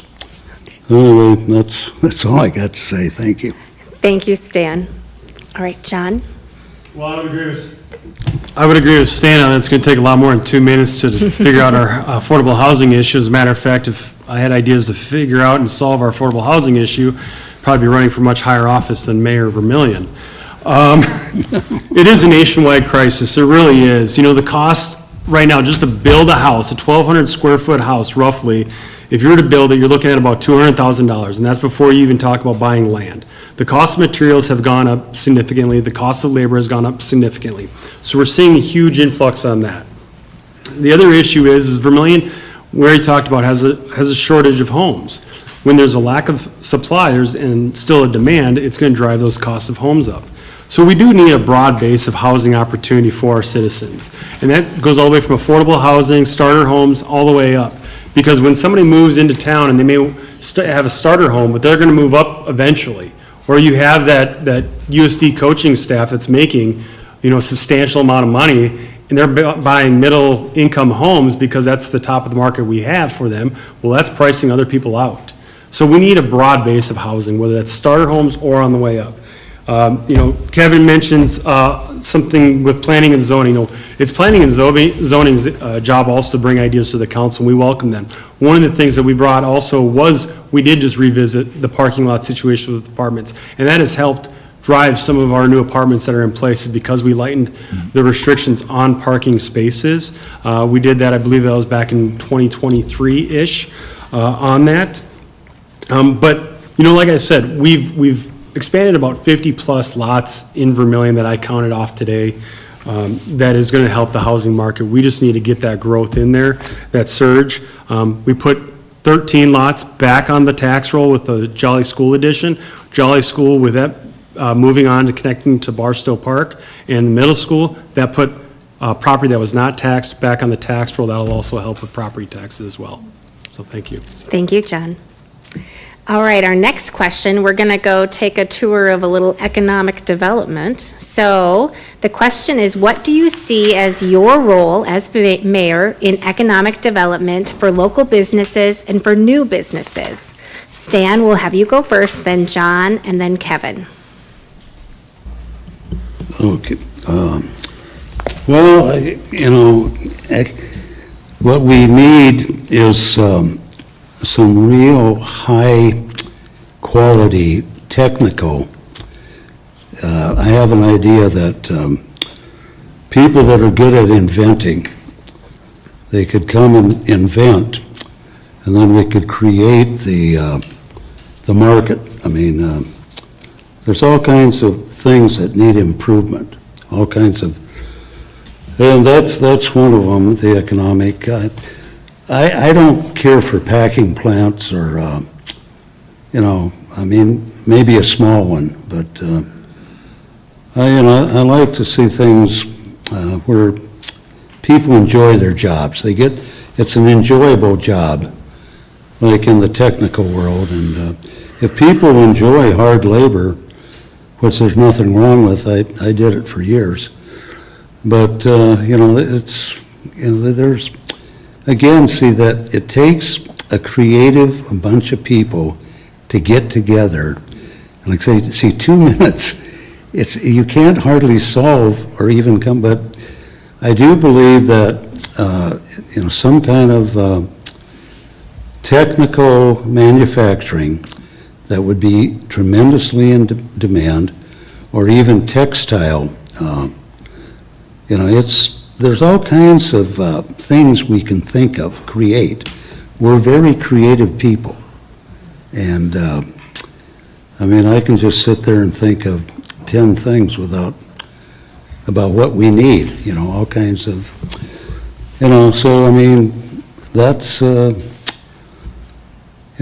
that's my opinion. All right, thank you so much, Stan. All right, I think that next up is going to be John. All right, thank you. So the mayor plays a key role in building relationships and creating an environment for businesses that can succeed. It means supporting our local businesses with work with the VCDC, of course, which is, really, really good in our community. Also actively recruiting new opportunities. So I'm going to tell you a little story here. For those that are not aware, but we recently had a new business come to Vermillion called Cypress Rail. So Cypress Rail, the individual had actually called my office, or called me, I should say, in questions about locality of it, the city, the size, all sorts of different questions, and it was kind of a long shot that for Vermillion was on the radar. I was informed that Cypress Rail, what they do is they do rail car maintenance and repair. They're based out of North Dakota, but they were looking in the tri-state area because of the railroad here. They were looking at some land that we all know as ag opportunity, the grain elevator just below the hill off of Cherry, and that had been for sale for a very long time. Well, anyways, long story short, they ended up making Vermillion their home, and part of that was because we were willing to open up, got them connected with the VCDC. The VCDC got them connected with the Government's Office of Economic Development, and they're here now, and they're opening for jobs. Right now, about 12 to 15 jobs, and they hope to grow to 40 sometime. Really quick, since I got another 30 seconds, we're also going to talk about Mesaba. The city was pivotal in helping out Mesaba with them adding a $45 million expansion. That's property tax on the tax roll. They went from jobs to about 150 jobs to 215 jobs currently right now, and they're still hiring for more. So that's job growth in our community and economic development impact in our community. And economic development does not happen by luck. It's through relationships and hard work. All right, thank you so much, John. Kevin? Thank you. First of all, I just want to give a shout out to the city staff. They work really hard at infrastructure that will support new businesses. They're working to shove utilities underneath Highway 50 bypass. They're working on the east side utility study. These are things that will support new housing, new businesses, and the growth that Vermillion needs. Economic growth isn't just businesses. Economic growth also includes new families that come here because they spend their money here. They send their kids to school here, and the school board will tell you every new kid in school is a bonus for the city of Vermillion. So thank you very much. VCDC works very closely with potential businesses that want to move to town, developers want to move to town. All of that is economic development of a kind, as is the housing development that we talked about earlier. The role of the mayor in economic development is not as large as some people might think. The mayor is one person on the city council. The economic development is primarily driven by the businesses themselves, and our job is to make it easier for them to come to Vermillion. And we do that in a variety of ways. We do it through zoning, which I'm going to talk about zoning on every answer, okay? I'm going to talk about zoning every time you let me talk. And we do it through the relationships that John was talking about. We tell them who to talk to, how to get permits done. So we work on that as a team to help make businesses viable in our community. Yeah, that's, golly, sometimes 2 minutes isn't enough, and sometimes I'm done quickly. Shout out to the city staff and VCDC and to the businesses that want to come to Vermillion. Thank you. Thank you so much, Kevin. If I go home tonight and read that zoning, is that going to put me right to Oh, it sleep? will. Or, Oh, no, it just will. checking, just checking. I recommend you read the sign ordinance, that I use. I don't know. I might pick something else out. All right, so our next area that we are going to think about is talking about how we hold ourselves accountable to the public. So for this question, we will have John go first, then Kevin, and then Stan. So the question is, what will you do to hold yourself accountable to the public? Well, thank you. So, accountability starts with transparency and communications. So, as Kevin mentioned, the mayor is a council of 9. There are 9 members on the council. So not only does the public hold us accountable, but so does the council. And sometimes they do that really well. And also, I've been working with delivering communication to the community. That also is part of that accountability aspect. Providing regular updates through newsletters that you guys may read in the paper or on social media as well. Being out in the community, whether it be for ribbon cutting or talking to local groups. Many times I get asked to speak to a group, and we use Q&A and talk about what's going on with the city, whether that be Rotary, whether that be the VCDC talk that you guys heard about earlier with the Lunch and Learn, whether it's via Facebook on the updates on there, or just what's going on in the community via my Facebook page as well. But not only that, but surrounding yourself with good people and holding yourself accountability. The staff do a really good job of that, reminding the council of what our role is as city officials, reminding us if sometimes there's issues that come to us that may not be city related, but we can certainly help guide to where that problem is or where that problem should go to help solve that issue. So they do a really good job of keeping us accountable as well. And lastly, of course, if you surround yourself with good people, you don't have to be the smartest person in the room. Actually, I would say I'm never the smartest person in the room because I try to surround myself with smarter people than me so that way we can make good decisions. You should never have to wonder what is your city doing or what is going on in your city. And it's not something to campaign on, but it's something you demonstrate in everyday role. So that's what I'm going to bring to the table. Thank you very much, John. All right, Kevin. Have you ever read the minutes in the plain talk? I'm looking at you, Dave. They're hard to read. Anyway, I would like to see that done a little bit differently. But how I would hold myself accountable, the thing you have to know is it's not about me. The mayor is one of 9 on the city council, one of 9. We hold the gavel, we're in the meeting, we chair the meeting, but we only have one vote, same as every other member of the city council. You will never hear me say, I did this, I accomplished that. It's what we did as a city council, as a team. It's what we did as a city, as a team. The city council is a team. We work in tandem with other teams in the city. The city staff is a team. The VCDC is a team. The county commission is a team. The planning and zoning commission is a team. A property owner with a property developer and a bank, that's a team. We work with different teams as appropriate to make Vermillion go the way we want it to go. The mayor's job is not to be the one who's accountable for all of the growth in the city. The city council is your elected representatives to try to influence and drive the growth of Vermillion the way we see it, the way you elected us to make it happen. As a representative of the city council, I'm going to be out there. I'm going to visit every organization, every book club that'll have me, every student org, I'll visit them all and tell them what we're doing in this city. And hopefully my side thing is try to get the young people more involved in city work, city government, city activities. But I'm going to be out there. I'm going to have office hours. I'm going to answer my phone. I'm going to be talking to people every chance I get. I'm a team player, a team builder, and a team leader. There is no I in mayor. I did not see that coming. Okay, thank you, Kevin. Oh, goodness me. All right, Stan. Yeah, the first thing I would have is an open door policy. In other words, I'd be, if need be, I'd be available 24 hours a day. And the reason why is because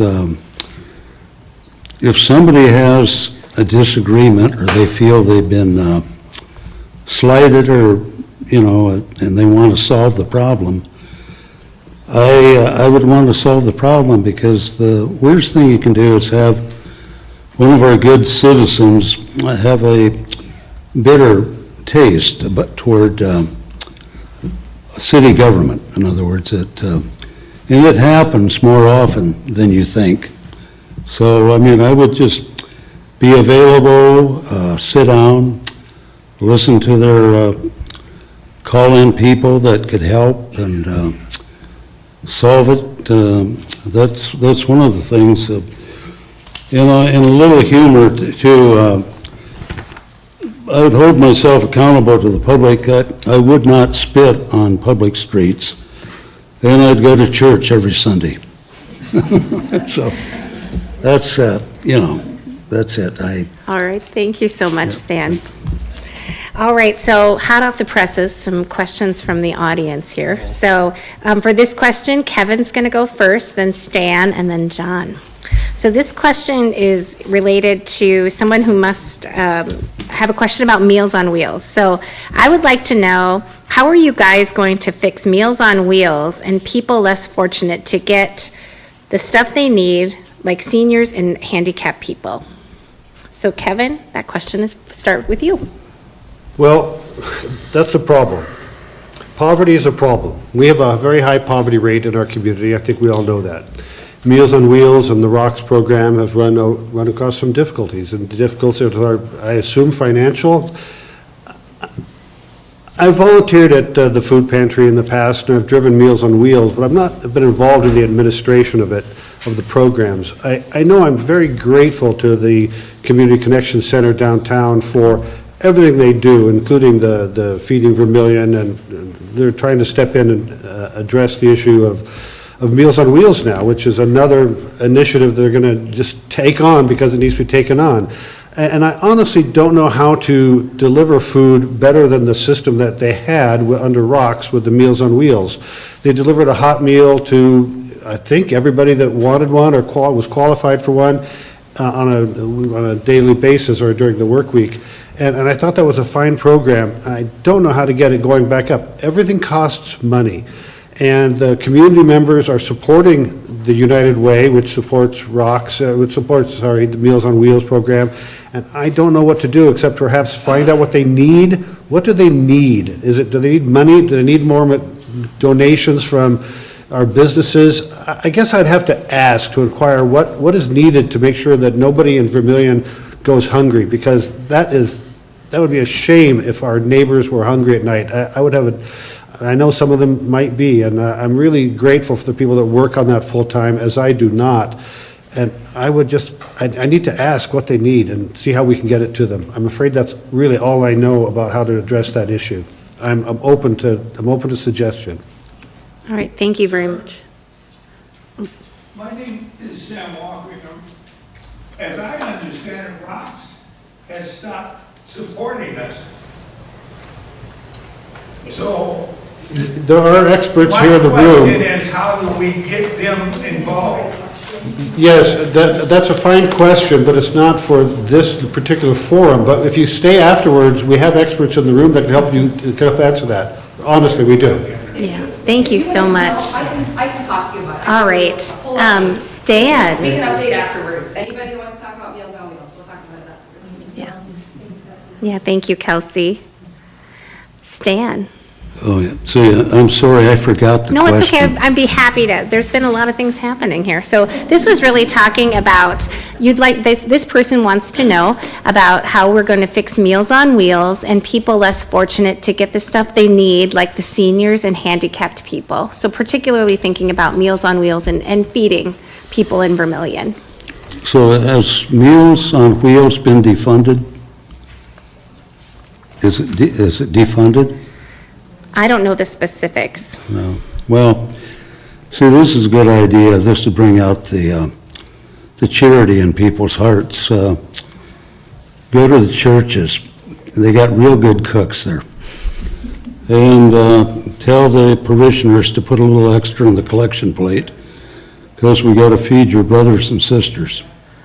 That's, I mean, years ago they used to do that. They never depended on government, and that's one idea. But again, see, these things that happen, it takes like a committee of people that are expertise and know how to get the wheels running.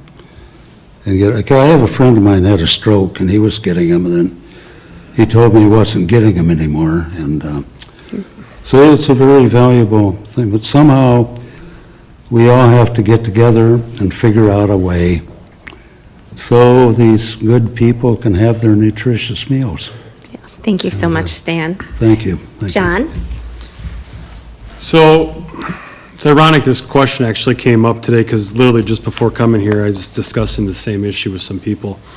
The reality of this role as mayor is in the leadership of the council and is we're problem solvers in the community. We're looked at as a problem solver in the community. So the Meals on Wheels is not a city-run organization, but the mayor still gets looked at to help solve the city problems. So when I get a phone call like this, the concern of mine is the Meals on Wheels program not only provides meals for elderly people, but it sometimes might be the time that they remember to have that meal, or that might be the only social interaction that an elderly person may have with somebody. And lastly, and I think also just as important, if not more, it's an opportunity for us to check on those elderly folks to make sure that they're okay and they're checked on and they haven't fallen down or anything like that. So I think it's a very, very important program. And the role as mayor is to help bring those people to the table. The Meals on Wheels issue, I know they get funding in different ways, but we need to address where's the funding coming from and how can we guide that to, if ROX isn't willing to do it, what's the next organization? And I know I've already started talking to a few organizations. I know it's come up in Rotary Club about Meals on Wheels, and I'm willing to be on the table to help problem solve that. I guess I just ask that whoever's part of that discussion that they involve the mayor, at least not so much as city involvement, but just as a problem solver. And anybody can be at that table. If you have an idea to help solve that problem, anybody can be at that table to help solve it because it is an important program for our elderly citizens. Thank you very much, John. I also want to highlight that our Community Connection Center does some incredible work. We just had we had a volunteer group go to the welcome table on Monday night. And what I think is so special about some of these community organizations we have is that a big mission of the welcome table is to make sure people feel like they're at their own homes having supper. And it's this beautiful community space to be fed not only with food, but with relationships. So again, I applaud all of the people that work in that space. I think that it's so important that we do that. All right, another question from the audience. So this time we're going to have Stan go first, then John, and then Kevin. So what are some strategies that you have to improve the relationship between the town and the gown? I know, the town and gown. So town meaning the city, and then the gown meaning the University of South Dakota. Stan, I'll have you go first. Okay, thank you. I do a lot of interaction with people at the university. And the faculty, they would, for 5 years, we've been trying to get the university to build a bowling alley, because no town this size is complete without a bowling alley. And I've contacted some of the rich alumni that are, beyond billionaires, trying to get them to kick in, and the students want it too. They want recreation, things beside going to bars, and so that, and also education. I would like some of the professors could offer the community a free night of information on, everything from health to finances, and some of them are willing to do that. They would willingly come here or public library, and see, I'm a big booster of information for people, because somebody might be having a problem with something, and that night it's solved. That's what I'm doing wrong, or that's what I'm doing. So we should cherish the university, because without them, we would probably be like Elk Point or at the best Beersford. They pretty much made the town. Thank you, Stan. Thank you. John? Yeah, so, the relationship with the University of South Dakota is important, especially, as you mentioned, town and gown. The university is also its own separate entity. They don't have zoning ordinances that fall under our jurisdiction. They don't pay property tax, all that. But it is important that we have a seat at the table with them. I have a pretty good relationship with the president of the university. I think that's improving as well. One of the conversations we have, and I know it was already mentioned before, is the bike path. One of those conversations we're in the middle of talking about right now is looking at what a bike path would look like on the north side. Unfortunately, on the south side, we have this river that likes to swallow up our bike path every few years and float it down to Omaha. So we're starting to look at it on the north side and see what that's going to look like. But that's going to take some collaboration with the university and the university's work to build that, because it's through their property. So that's going to be important as well. USD is also a major driver of our economy, whether it comes to sporting events or culture, but it's an identity of our community. We are known as a college town. We are known for the University of South Dakota. So my approach has always been to be a strong partnership with it and working for areas to collaborate. Now, that doesn't mean we always agree. I can tell you many times we don't always agree, but it's still coming to the table even after we disagree and working through that. It's kind of like at home. You may not always agree with your spouse. I know I don't. She's probably sitting back there right now shaking her head. But we're going to work together to make our house the best we can make it. And when USD succeeds, Vermillion succeeds. All right, thank you so much, John. All right, Kevin? Thank you. So I agree with everybody else up here. I'm tickled pink the university is here. We are a university town. The University of South Dakota puts us on the map. I'm very glad they're here. Well, for one thing, I work there. So that's a good thing. I work at the university and I work with the university.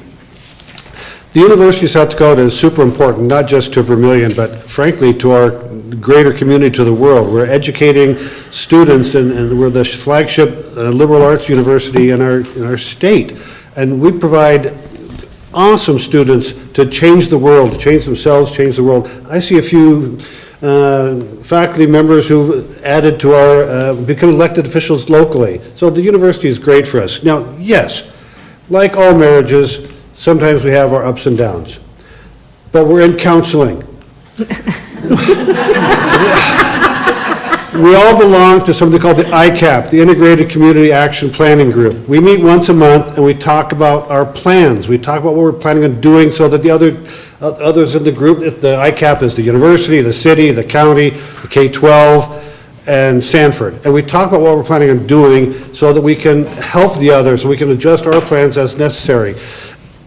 It doesn't always, we don't always have to tell everybody everything we're going to do. Sometimes things have to be private for reasons of their own, and we don't like surprises. We like to do long-range planning, the ICAP does. But sometimes we get surprised, and we deal with it. But for the most part, we're open and collegial with each other. The university is a great partner for the city of Vermillion. Even though you hear about these bumps that you hear about, they make a lot of noise, 99 other things happened that were positive. And I'm happy to work with and for the university as long as I live in Vermillion. All right, thank you very much, Kevin. All right, so this next question has to do with energy. And so this is kind of an interesting question that I have even had on my own mind. I just went to the Clay Rural Electric Cooperative annual meeting, and we were talking about our sources of energy. And so this question is talking about what is your position on providing energy solutions like wind and solar versus aesthetics and environmental concerns? So kind of managing the tension of those kinds of things. So this question will start with John. Well, thank you. So the city of Vermillion has municipal power. So municipal power is, we're very lucky in that, and having basically our own power department. We get our supplemental power from Missouri River Energy. So Missouri River Energy is really one of the driving factors on it. And a lot of that is green energy. It's, through hydropower, wind energy, and that's the bulk of our energy. I'm fortunate enough to actually be on American Public Power Association, where we get together with other leaders and other communities across the country and talk about this very issue, about energy issues and how those are factors into it. So I can tell you this, that Vermillion does really good at clean energy to the point where we actually get credits, energy credits. Those energy credits, essentially, we're awarded by having clean energy. And every year, the council, we decide what we're going to do with that clean energy credit. We have a few options what we can do with those. We can retire them. We can sell them to other entities that doesn't have clean energy, which then provides funds for the city as well. Or just, like I said, do nothing with them at all. Last year, we decided to retire them, basically absorbing them into our own community, not receiving any funds on that. And that was a decision that the council makes as a whole. Not just the mayor, that's the entire council that makes that decision. So I would continue to push that we continue to work well with Missouri River Energy on having the clean energy that we have, and like I said, wind, hydropower, and we continue to keep that relationship with them. All right, thank you very much, John. Kevin? Can you repeat that question? I would be delighted. Okay, go ahead. There's a lot going on. Okay, so how would you support, oh, sorry, this is the wrong question. Oh, I was going to switch questions on you. That would have been good. I wish you would. Okay, so what is your position on providing energy solutions, examples are wind and solar, versus aesthetics and environmental concerns? Yeah, that's what I thought you said, aesthetic. Okay, so I like windmills. I think they're pretty. I think they're as pretty as lighthouses. So, but as a member of the city council, frankly, I don't get to choose where your energy comes from or what your energy prices are, right?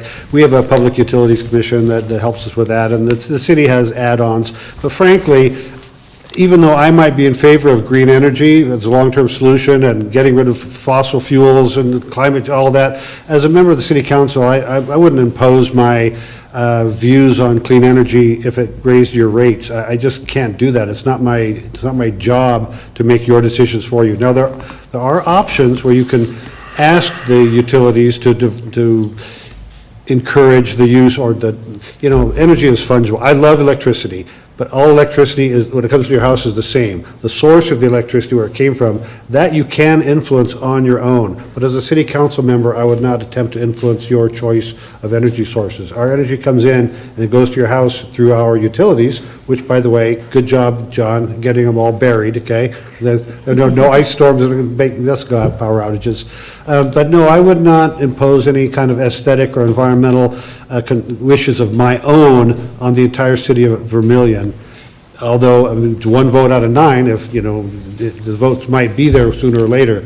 But I would be very, very sensitive to raising cost of electricity. We're already, it can be hard to live here. We're raising utility rates for the new sewer plant, which, by the way, is also a good thing, the upgraded wastewater treatment plant. That's a utility that the price is going up. I think I would be very reluctant to raise the cost of anybody's electricity based on my personal beliefs about the future of renewable energies. All right, thank you very much. All right, Stan, do you want me to read the question again? Oh, if you would. I would, I'd love it. Okay, so what is your position on providing energy solutions, for example, wind and solar, versus aesthetics and environmental concerns? Well, I'm wondering where I can get some energy. Well, oh, Stan. It's getting past my, but no, seriously, I want to, I've been in my residency now for, I think, 16 years, and the lights have only gone off once, and that was a terrible, terrible storm, awful. So I believe that the power company here, they've got my my approval. And, that other type of energy, that's okay for like private houses, if they want to do that and buy a big generator. That's, but I don't know about incorporating it into, I think that we need a whole lot more information on it. But I just, I really, I've had good with the energy we have now. It's and I know we'd all like to see less pollution or less waste, and I think it'll come when it's perfected. I think there'll come a time when people will put together solar panels and wind, but the wind thing, it's I don't know, some people say it makes the milk production of their cows go down. So I don't know. But anyway, like I say, in time, everything changes in time. So, but no, I'm happy with the way things are. All right, thank you very much, Stan. All right, well, we've come to the time for having our closing statement. So what we'll do is we'll have each of you give a 2-minute closing statement, and the order we will go is Kevin, Stan, and then John. So Kevin, you can go ahead and start and give us your closing statement. Well, let me start by saying I also want a bowling alley. Okay? So Vermillion is going to grow. Vermillion is going to grow. There are demographic trends in the Northern Plains states that are leading to all of our urban areas. You've seen how Sioux Falls has grown, 50,000 people in the last 12 years. We're going to grow. There's nothing we can do about the growth itself. There are things we can do to help direct that growth in the way we want to do so. That's why the Joint Jurisdiction Zoning Area gang, we got together and mapped out some future land use guidance documents of where we hope that future growth will occur. This area will be residential, this area will be industrial, this area will be mixed use, this area will be green. But we can't actually make that happen unless we work with the people who currently own that land. So sorry, I told you I'd mention zoning a lot, okay? Zoning is where it's at for the future. We need to plan our growth so it doesn't just happen to us. And I think the Planning and Zoning Commission is one of the more important groups we have to help that happen. You know, we have, somebody mentioned comprehensive plans. We do have this, the City of Vermillion has a comprehensive plan. The Joint Jurisdiction Area has a comprehensive plan. We have a bicycle master plan. We have a transportation master plan. Those plans don't make any difference unless we implement them. I like to implement things. I like goals. I like goals that are smart, you know, specific, measurable, achievable, relevant, and time-based. I want to tell you what those goals are out of this current plan that we're doing with Porchlight. I want them to have an implementation plan that goes along with it. And I will keep track, and I'll tell you how we're doing against the goals that come out of our vision, our visioning plan for the future of Vermillion. There, 13 seconds left. There you go. Good. Thank you very much, Kevin. All right, Stan? Wrong button. There we go. No, I've thought about this really deeply about Vermillion. And I guess, you know, if I would have left a long time ago if I didn't find some kind of quality of life and comrade people. And so I'm more of a people person. And I like to get along with people. I like now the technicians, you know, the guys, see, I turned that all over to them and hope they get along working that out. But see, people's welfare is most important, and the quality of life and the way we treat others. We do have to address these issues once in a while. And the hardworking people that own businesses, and we need to help them as much as possible. What we need to do is just to be fair with everybody, that there's no unfairness in either way. And there's, you know, I mean, you can call me sentimental, but I would like to see people learn more in the humanities and to come to grips with their own, you know, assets and defects. And if you're lacking in the ability to love, find somebody that'll teach you. You know, there's some good clergymen in Vermillion. I'll tell you who they are after the meeting. But I guess that my closing statement is for the people, by the people, of the people. Thank you. Thank you, Stan. John? So I just want to take a moment to, again, thank the VCDC and the staff for putting this on. Of course, thank my family for dealing with me as mayor for the last 4 years and taking the time away from our family and to dedicate my service to the community. You know, I've really enjoyed the last 4 years, and not only in serving the community, but learning more and more about the community and the citizens I serve. Learning more about the council members on the council, about all the board members that are on the various different boards that we have in the city. Everybody has a unique perspective. This community is so diverse and so different, and it's amazing. There are so many people from different backgrounds and different areas of expertise that come together in one community in Vermillion. I absolutely love it and I adore it. And the best part of this seat as mayor is it's a nonpartisan position, so we can truly sit here, put our differences aside, and just do what we want to help our community. Whether it's fixing the roads, building infrastructure, putting utilities in the ground, helping our city grow. You know, in the past few years, we made a lot of good progress for our community. Like I said, several housing opportunities, whether it be multifamily or single-family lots, critical investments in our infrastructure for growth, public safety, and collaboration, not only with the university, but with the county as well. Our relationship with the Clay County Commission has drastically improved. We talked about joint jurisdiction a little bit. There was a point here not too long ago, joint jurisdiction was looking at, it was going to be gone. And I think this council and the commission came together and worked aside our differences to work on joint jurisdiction. So I just want to keep that momentum going, and at the end of the day, election is about continuing forward progress. So I'd appreciate your support on June 2nd for your vote, and keep Vermillion moving forward. Thank you. Thank you very much, John.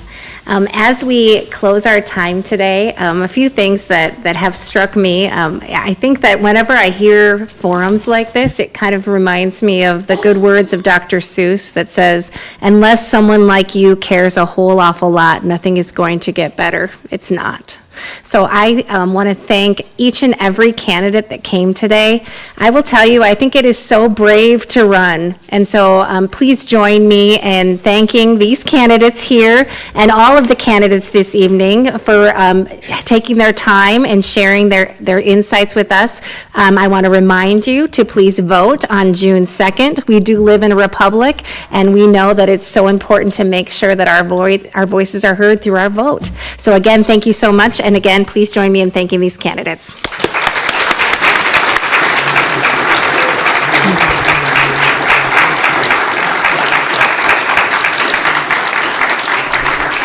I also want to say thank you to the VCDC Governmental Affairs Committee. And again, thank you so much for your time this evening.